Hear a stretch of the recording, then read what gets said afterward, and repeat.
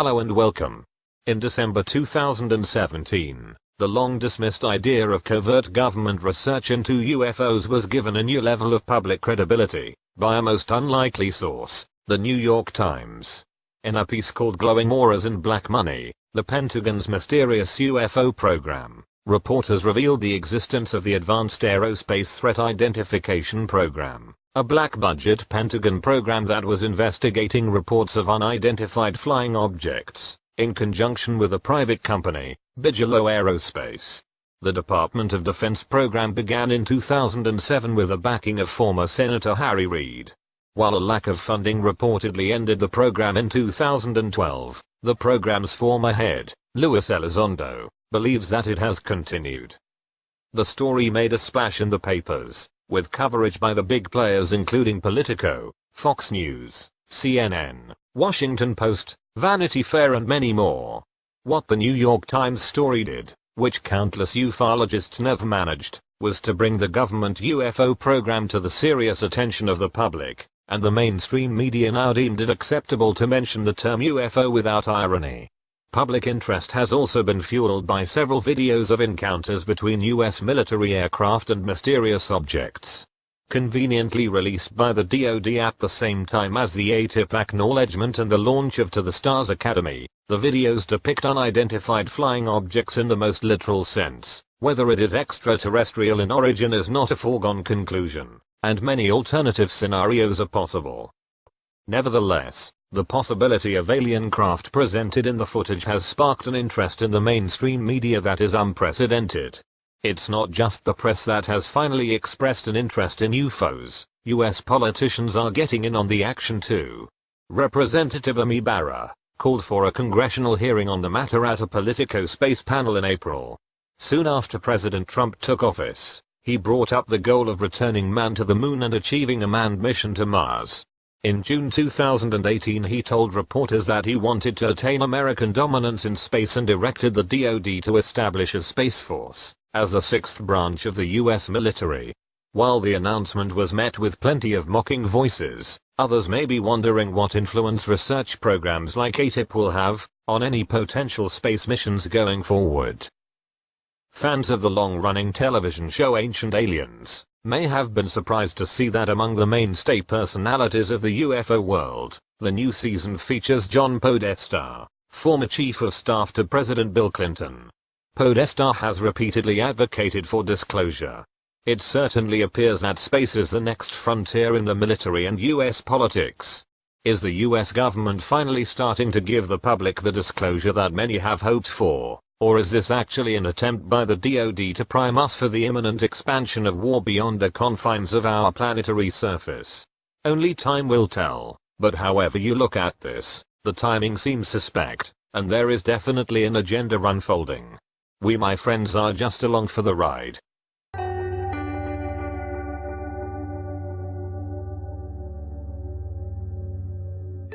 Show me the evidence. Keep the faith, keep at it, but just don't make accusations.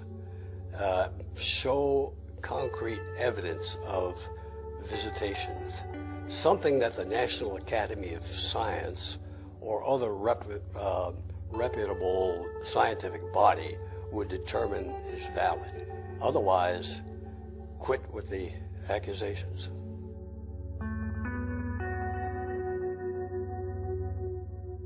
The main objective was to determine whether there was a threat, whether there was advanced scientific knowledge, and finally, really, was there any evidence of visitations from outer space, alien spacecraft, alien beings.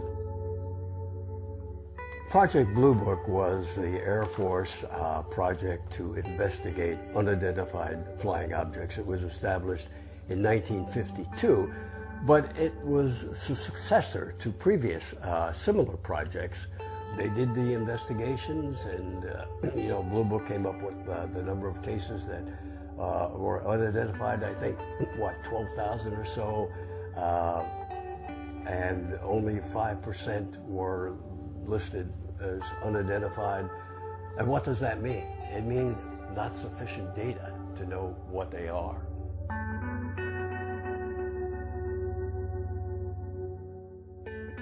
I'm an agnostic. In the theological sense, I consider myself an agnostic about UFOs, meaning that if you can show me evidence that we've been visited from outer space, then I'll sign up. But I haven't seen that evidence yet, and probably not likely in my lifetime. Is it possible? I would hope so. Yeah, I would think, it's possible. But I don't think it's likely. Project Blue Book was one of a series of systematic studies of unidentified flying objects conducted by the United States Air Force. It started in 1952, and it was the third study of its kind. A termination order was given for the study in December 1969, and all activity under its auspices ceased in January 1970. Project Blue Book had two goals: to determine if UFOs were a threat to national security, and to scientifically analyze UFO-related data. Many researchers believe the project had a third goal: to debunk as many cases as possible. By the time Project Blue Book ended, it had collected 12,618 UFO reports, and concluded that most of them were misidentifications of natural phenomena or conventional aircraft. A small percentage of the reports were classified as unexplained even after stringent analysis. More recently, the first trailer for Project Blue Book has been released. The show will be aired on the History Channel. The new series, which is based on the real-life project, stars Aidan Gillen from Game of Thrones fame as Dr. J. Allen Hynek, a college professor who finds himself recruited by the U.S. Air Force to lead the covert research project and investigate the many reported UFO sightings. According to Deadline, each episode of the show will borrow from actual Project Blue Book files, fusing real-life events with extraterrestrial conjecture. While it's not entirely clear by the first look trailer, there does seem to be some conspiracy at play in Project Blue Book the series. Much of the imagery and tension would suggest that maybe the show will lean on the side of science fiction. Let's take a look at the trailer.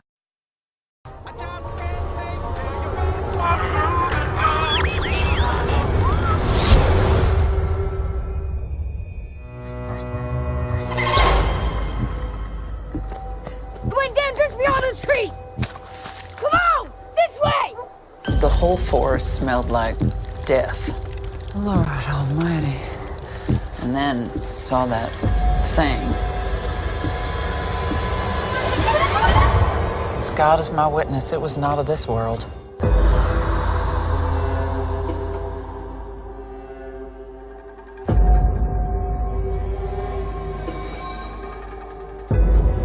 We have a situation in West Virginia. Family reported seeing something falling from the sky. I'll get down there right away. I need you to meet someone first. Name's Dr. Alan Hynek. You want me to investigate flying saucers? I want you to help me prove to the public the truth. They don't exist. Lori, Will, you can come on out now. Doctor, tell me what's happening to my babies. If you believe that you have seen these strange lights in the sky, would you please raise your hand? My name is Dr. Hynek. We understand that you saw an entity. The men in hats, and they were scared. You should be too. Alan's working on some really strange things. The flying saucers. More than that, I just don't feel safe anymore. I'm wondering if Professor Hynek will one day be a problem that needs solving. You think it's possible extraterrestrial life exists? The probability of us being alone in our universe is 0. You're not under attack. What the hell was that? Those things were not planes. How the hell would you know what types of planes the Russians have or don't have? The Russians have nothing to do with this. I am closer than I've ever been. Need I remind you of our purpose here? Flying saucers don't exist. How do you explain the damage? What type of UFO could do that? I'm sorry, UFO what? They're watching us. Hey! There's something more going on here. I want to know what it is. I said close the case. What the hell do you expect? I expected to discover the truth. Logic can't begin to explain what we're dealing with here.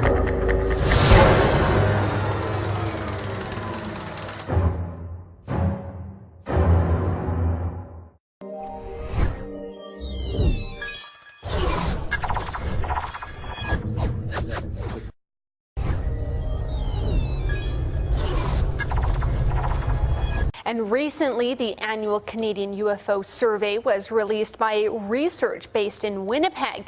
And Chris Rutkowski joins us now. So good morning, Chris. I have to be honest, I'm not really a UFO believer. So let's make me one and break down some of these numbers, shall we?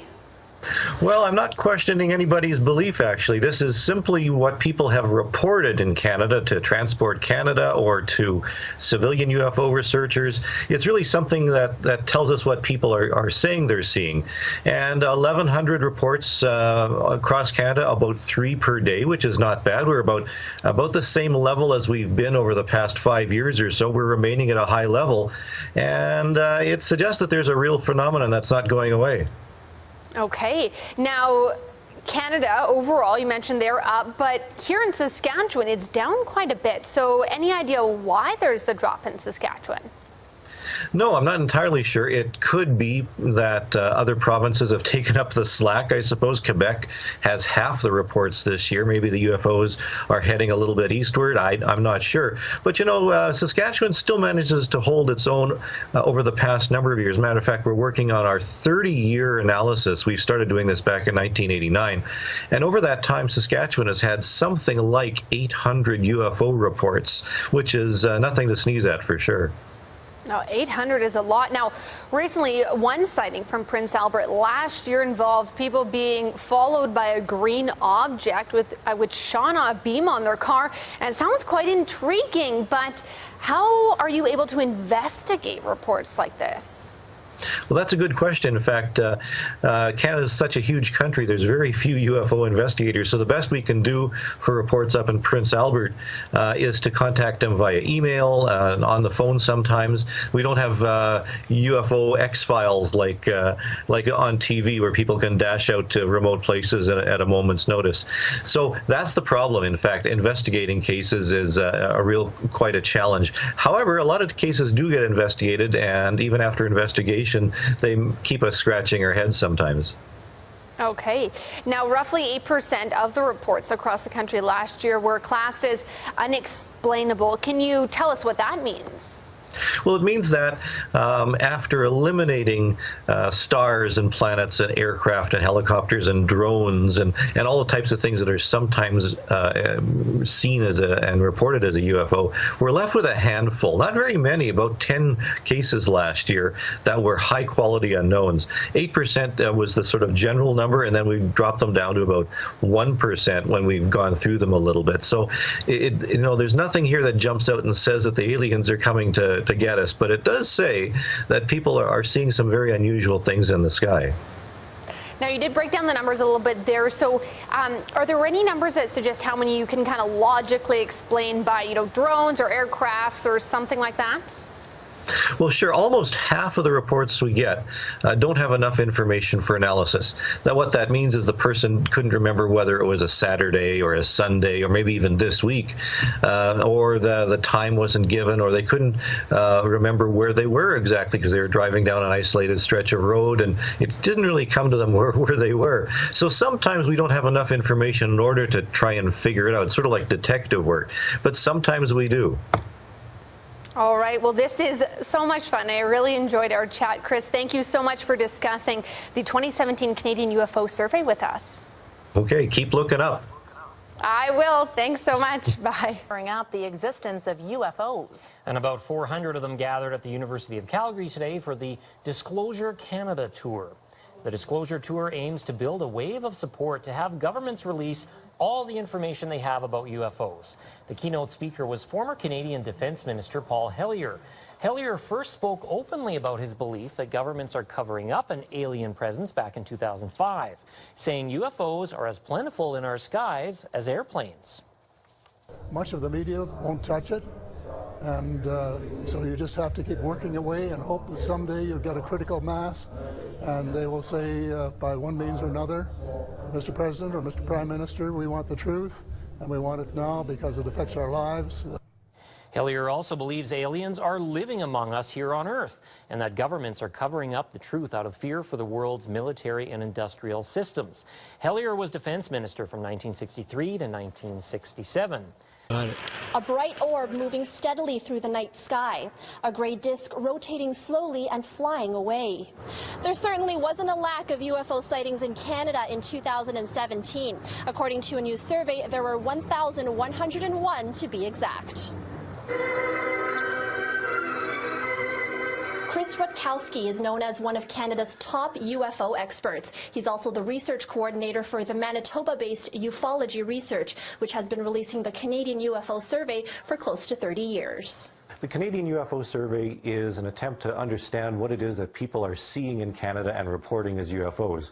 We collect information from civilian investigators, official research investigations through Transport Canada, and any cases that are reported directly to us. So we have a good snapshot of what people are really seeing in Canada.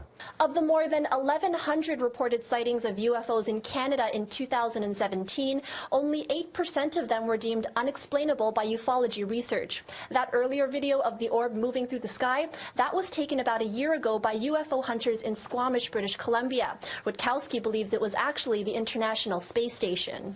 This suspected UFO was spotted during the day back in 2007 in Oshawa, Ontario.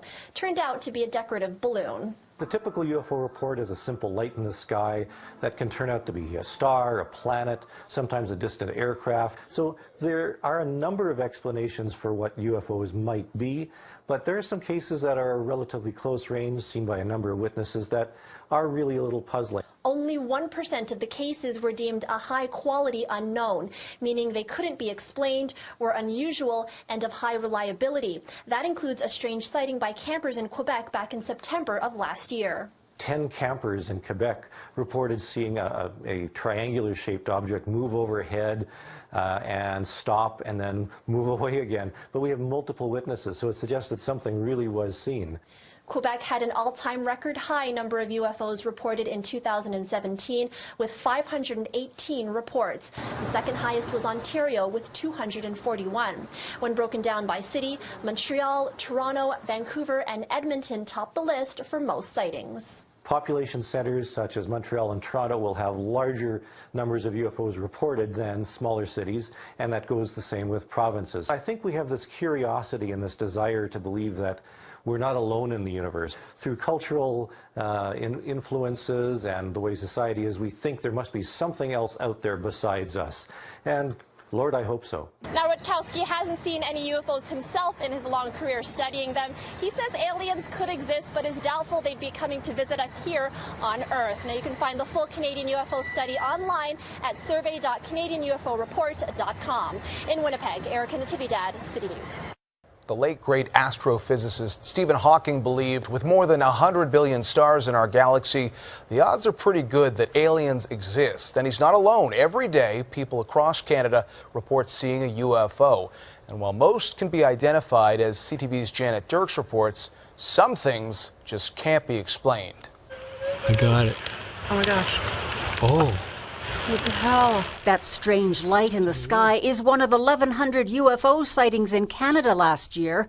According to the annual survey released by Ufology Research of Manitoba, there are at least 3 such sightings in the country every day. UFO reports are still a thing. People are reporting them in greater and greater numbers every year. Montreal is Canada's UFO capital, with 74 sightings reported last year, followed by Toronto, then Vancouver. It's not that these cities are on an extraterrestrial highway.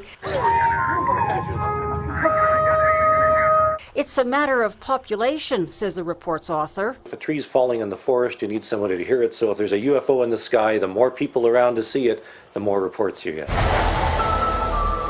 None of the sightings match the drama of the X-Files. The truth is out there. But something was out there, according to 10 campers in Quebec who reported a triangular object that hovered and then flew off. One of them drew the scene. In Oshawa, a wildlife photographer captured an odd-shaped disc in the sky. This scientist says people should be critical, but still open-minded. There's a few that really just get me scratching my head saying, what could it have been? The survey says of the 1,100 sightings, only 8% are unexplained, explained, and that can be whittled down to 1% of so-called high-quality unknowns. In fact, none of these cases, shout that aliens are here.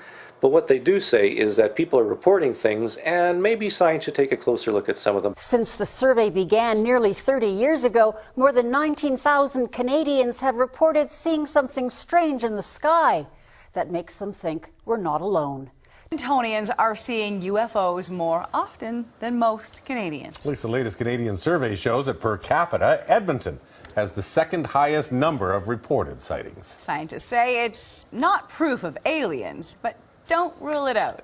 Bill Fortier explains. I got it. Oh my gosh.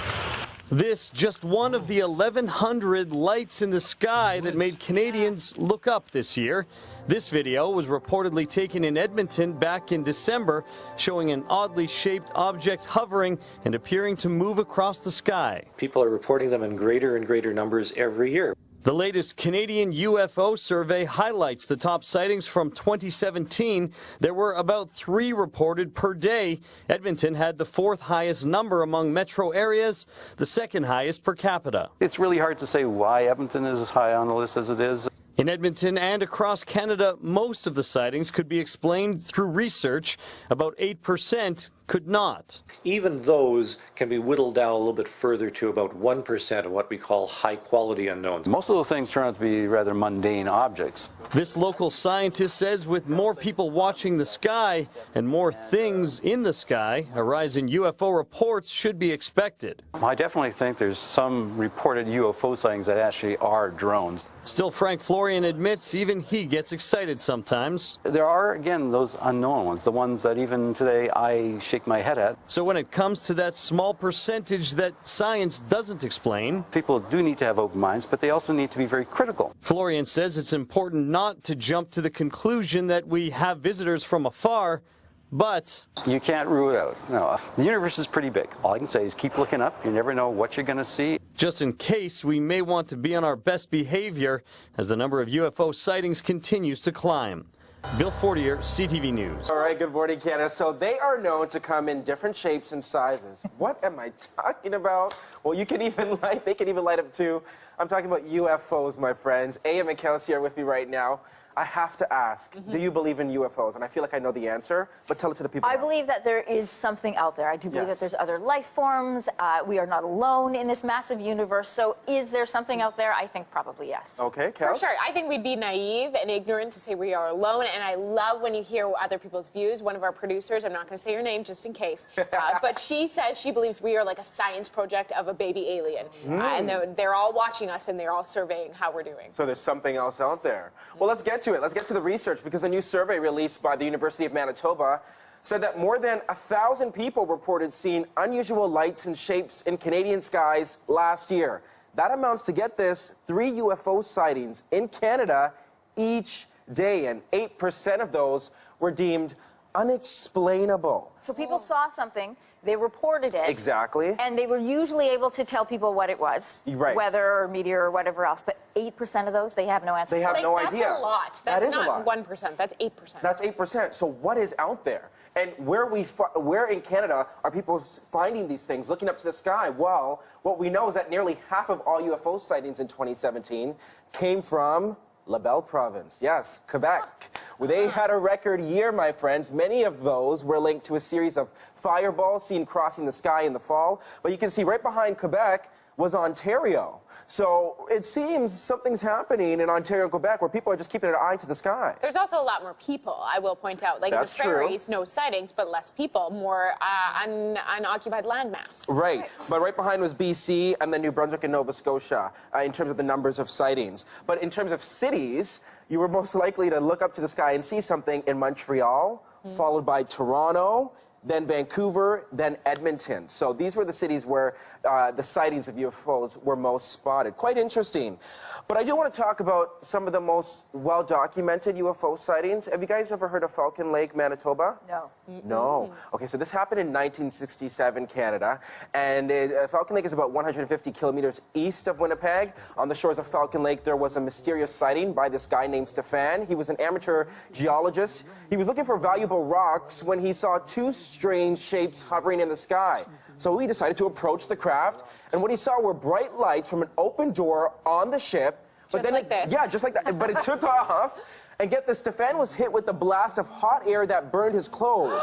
Yes, and when he got home, he saw a burnt mark on his chest. What? So know that the RCMP did investigate. What they found was... I love this recreation, by the way. Yeah, melted bits of metal along with Stefan's burnt clothes at the site. Oh, what? In fact, this was so popular that back in April of this year, the Royal Canadian Mint, they released a special coin to mark the Falcon Lake incident. Oh, if they're issuing a coin? Oh, yeah. That's and there's legit. another one, too. We don't have a lot of time to get to it, but it happened in Shag Harbour in Nova Scotia. I'm going to talk about this on social media, but know that there was another special sighting, and it was documented by not just RCMP officers, but also fishermen and pilots. So, Canada, I have to ask you, here's your hashtag Your Take question. Use that hashtag, Your Take. Do you believe in UFOs? Or have you seen one? Have you seen one as well? We want to hear your story. Share it with us on all our social media platforms.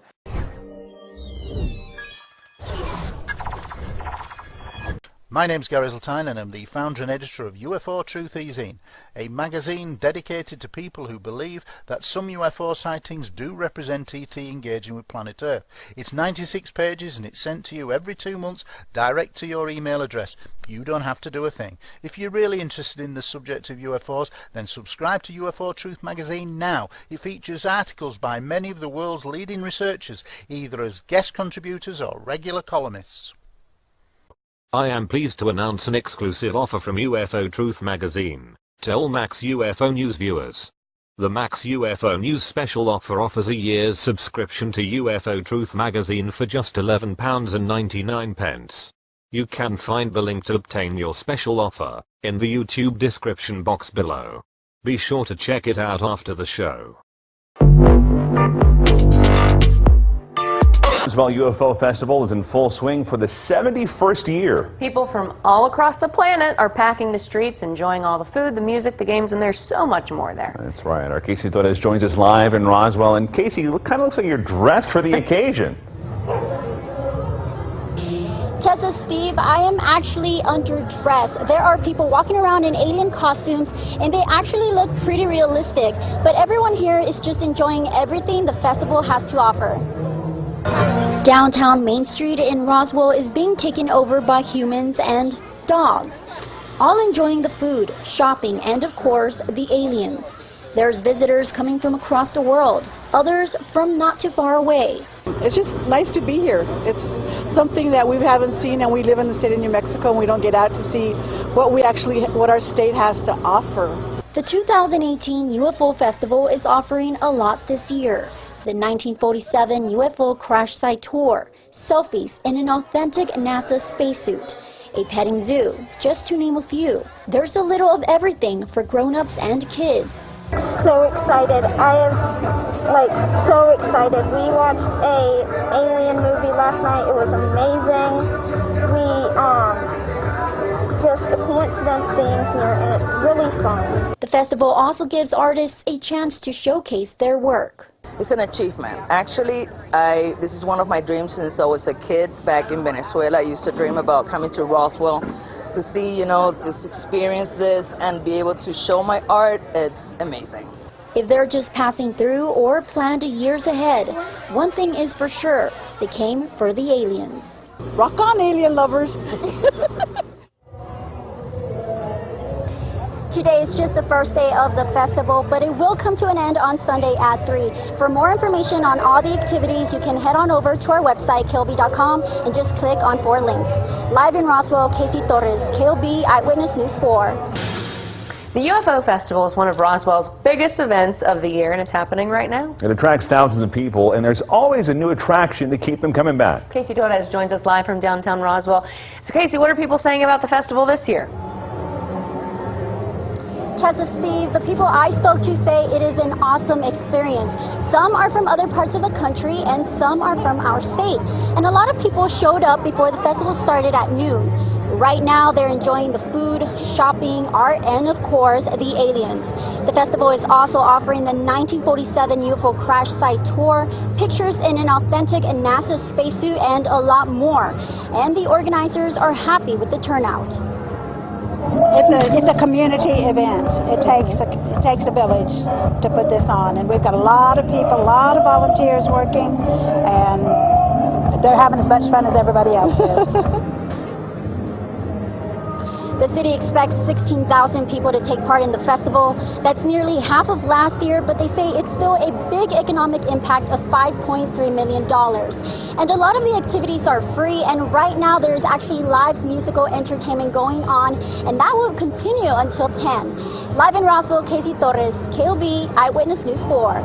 I'm here at the UFO crash site, which hasn't been open to the public for 71 years. In 1947, a man by the name of Mac Brazel says that this is where he saw a UFO crash, and along this 2-mile stretch is where they say they found a ton of unearthly debris. 75 miles from Roswell, tucked behind dirt hills and desert branches, the Erie Corona site is finally open for the public to see. It really did happen, and I had to see it for myself. Rylan Bernard came all the way from Toronto to get a look at the 1947 UFO crash site. It's almost spiritual. There's a lot of research to be done. There's not just Roswell, there's lots of UFO events. There's, lots of witnesses that you can make your own decision on. This is just one event, but this is the start of it all, apparently. Cameron Pashaw came to the land of enchantment from Los Angeles to connect himself with a part of history. You can see where this craft landed and where the alien bodies were. It takes you away from reality, your day-to-day life, and makes you experience something magical. You can actually touch it. It's really special. The object that was found in this Erie area was first identified as a flying saucer by officials. However, they later retracted that statement and went on to call it a weather balloon. There are many theories on what happened on that July morning in 1947, but seeing this wreckage site was an unforgettable moment for visitors. You're getting this chance to enter into virgin territory that others have only read about, and actually see it with your own eyes and know that you're not just sneaking into the land. The family itself has opened it up to you, and it's really special. An out-of-this-world experience that only took 7 decades for these believers to enjoy.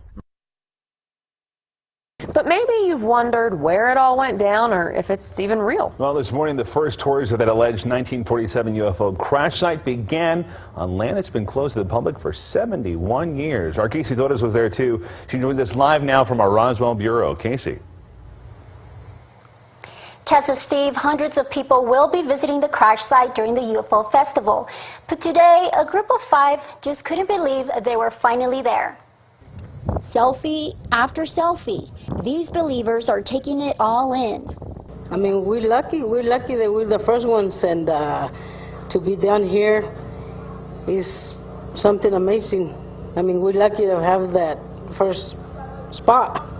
They're the first group to take a guided tour of the alleged 1947 UFO crash site in Corona, New Mexico. Candelaria Ruiz says she bought her ticket months ago and was too excited to get enough sleep last night. We're looking at it and touching the dirt, and I mean, something is something that you can't explain, but it's a good feeling. Lauren, Madison, and Abby Bogo's family bought the ranch a few years after the mysterious incident. They say this is where it all went down. And it has been noted there because of the 2 archaeological digs, and the University of New Mexico has put up the memorial there, and the BLM has approved that is the actual site, and so they do own the site. The ranch surrounds the crash site, which actually sits on government property, so no one can take anything with them, not even dirt. Ruiz is just happy being able to visit. And I loved it. It's an experience of your life, and you can't miss it. I mean, it's nice. She says she'll do it again next year. The Bogo sisters say 200 tickets have been sold and need another 200 to go. For information on tour prices and schedules, you can find that on our website, KOB.com, under 4 links. Live in Roswell, Casey Torres, KOB Eyewitness News 4. Paintings decorating the windows of downtown businesses. It is the work of one man. He is a single father who is working very hard to finish them before the UFO festival begins this Friday. Our Casey Torres is live in Roswell. And Casey, there's a much bigger purpose behind this man's work there. That's right, Tessa. He's doing it for his family. He says he's painted about 100 windows in a year, but he never expected to be doing this for a living. With a stroke of a brush, Eddie Macias adds the final touches to his latest work of art. I usually use a couple of colors. Eddie says he has other windows to paint before the UFO festival, but makes sure to slow down. Some days I can work a lot more than other days because of my back. Sometimes I was in a car accident last year. He couldn't work for 2 months. A single dad with 4 teens, Eddie needed to find something fast. He says a friend who owned a business asked him to paint a window last year. He was hesitant at first, but took the opportunity. I used to doodle before, but never thought I could make a living out of it. Since then, jobs began lining up. Eddie says his art is now on postcards and T-shirts. His next goal is using art to bring awareness for children with special needs. At 3 months old, his daughter was diagnosed with lissencephaly, a terminal disease. My little girl was told she'd never make it past a year. And then it was like she'd never make it past 5 years. And now they're like completely in awe because she's 14 years old. She's going to be a freshman at Roswell High. Eddie's work goes even further beyond downtown Roswell. He's also created a comic book titled The Special Life of Audi, his daughter's nickname. The main character, an alien with special needs. I love instilling the passion that I have into other people, and I hope they're able to see it through the paintings.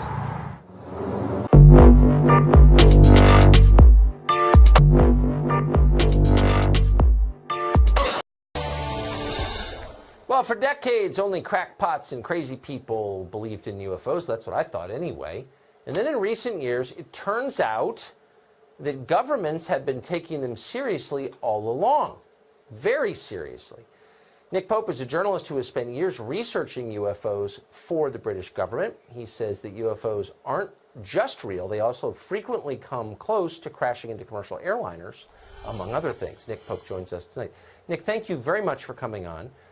So it's really not a question of, do governments believe UFOs are real? Yes, they do. The United States government does. The British government does. The question is, do they have any idea what they are, where they're from? No, we don't. We keep an open mind on it. We don't rule anything off, take nothing off the table with this. Our point really is that whatever these things turn out to be, there is a serious defense, national security, and air safety issue here.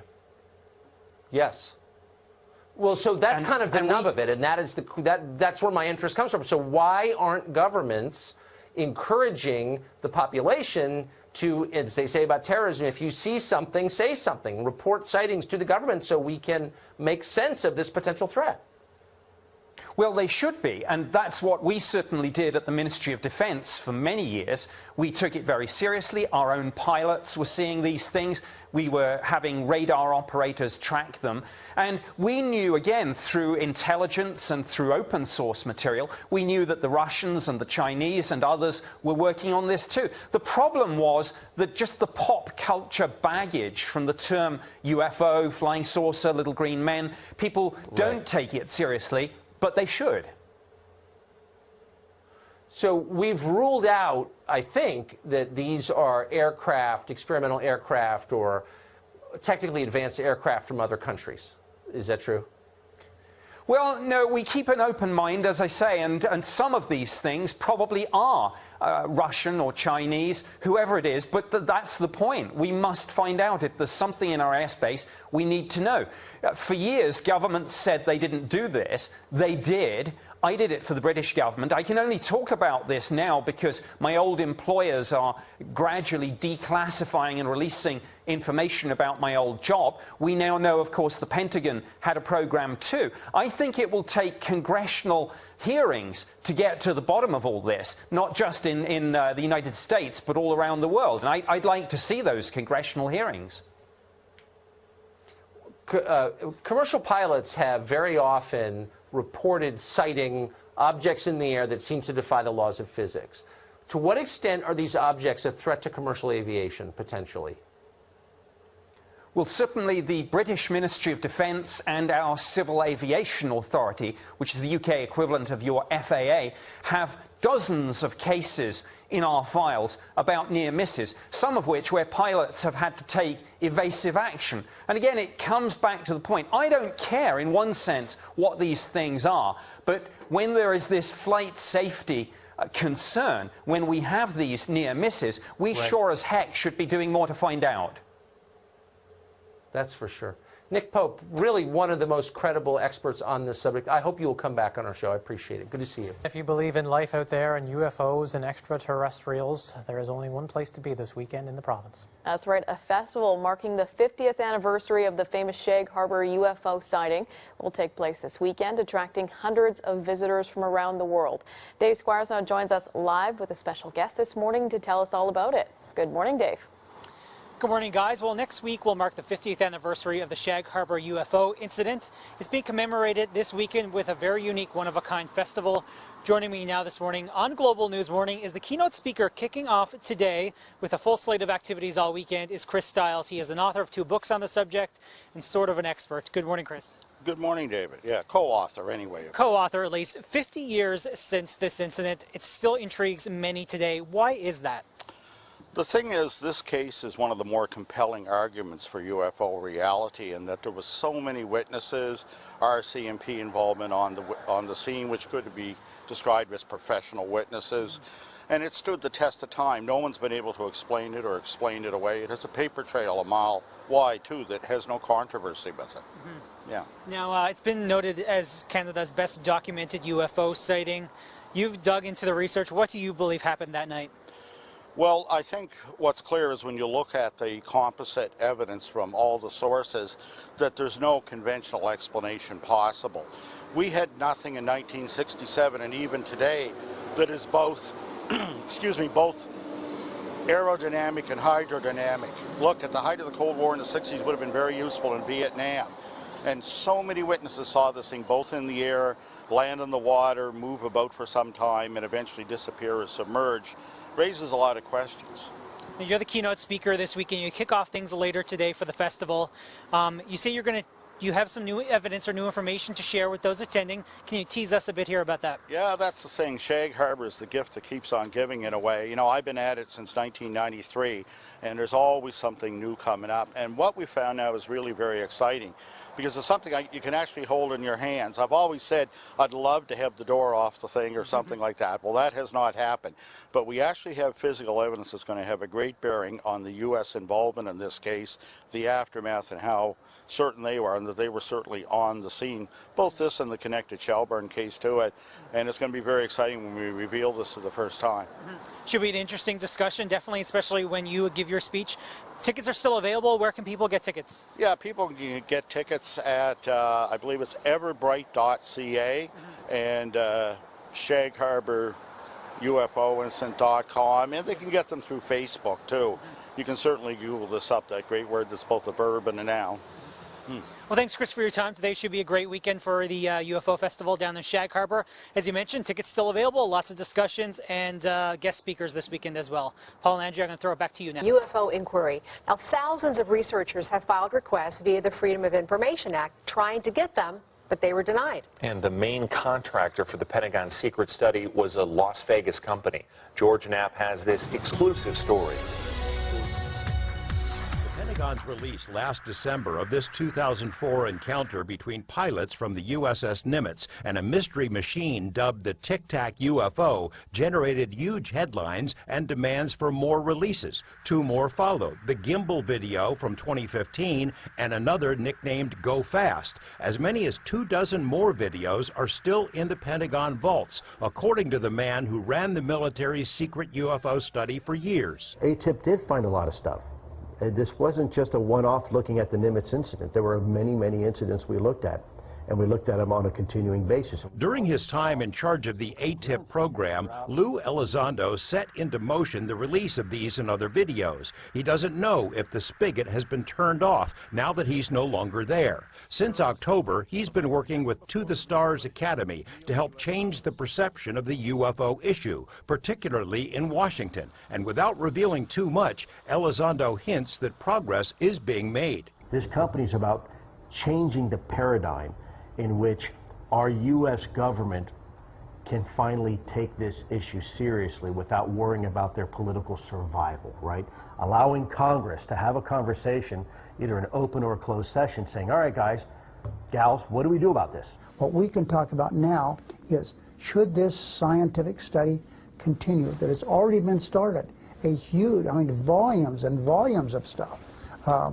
We now have a basis for doing it. Former Senator Harry Reid instigated the Pentagon study back in 2007 but kept it secret. Since his role was revealed last year, he's had many calls from others in Congress and believes there have likely been classified briefings involving military eyewitnesses. Reid fought hard to keep AATIP going, as revealed in this 2009 letter obtained by the I-Team. He also wants the study to be made public. The Pentagon has yet to release any files, but some information is dribbling out. You've got these advanced aerospace vehicles flying around that we don't know where they come from, who's driving them, what the intent is, possibly off-world even. In June, physicist Hal Puthoff made the first public presentation about the UFO study. Puthoff was the chief scientist for BASS, the Las Vegas company which won a Pentagon contract to study UFOs and related mysteries. In his presentation, Puthoff listed the subjects explored in dozens of scientific studies initiated by BASS. Star Trek-worthy topics: warp drive, invisibility, metamaterials. But the titles and authors have not been released until now. Here's the list, made public for the first time. Subjects include wormholes, anti-gravity, how to track hypersonic vehicles, and many others. Puthoff says his group has studied unknown materials recovered from crash sites. Make of that what you will. Elizondo says TTSA is actively looking for unusual materials so they can be analyzed. You don't know at the time. You know, you pick up a piece of, or have delivered to you a piece of metallic, you know, slag that, frankly, could be to a vehicle that we've never seen before, or it could be part of an alternator to a 1984 Cadillac. You just don't know. So we have to be very careful. Elizondo doesn't know if more UFO videos will ever be released, but says there's big news coming about the ones already made public. The gimbal video, for instance. He points out that the pilots didn't encounter just one UFO. There's a whole fleet of them. Look on the ASA. George Knapp, 8 News Now. Oh my gosh. We are posting key documents on the KLAS website, including that 2009 letter written by Senator Harry Reid, as well as the list of the science papers written for the Pentagon during the program, including the titles of the studies and the name of the scientists that were involved. Now, a few items had to be redacted at the request of our sources. You can read them at Las Vegas Now. Well, my friends, that is all for this episode. The webcast will be taking a short break and will resume at the end of September. The blog, however, shall be continuing, so you can stay informed at maxufonews.blogspot.com. As always, and until next time, thanks for watching and stay safe out there.